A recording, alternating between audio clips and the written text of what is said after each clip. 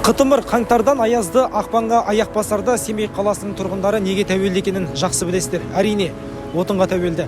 Осы орайда қаламыздың белсенді жастарының арасынан суырылып шығып, жеке кәсіпкер Еркебұлан Тұрсын жүректен жылу акциясын бастап кетті.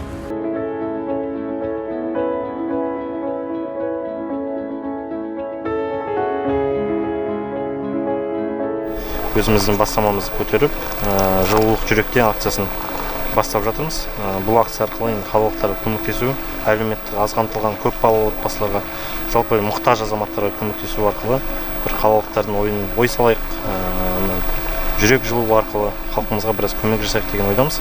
Көп көмек болмаса да, аздай болса да көп тиіп көрсін деген ниетпен осындай жасап жатырмыз.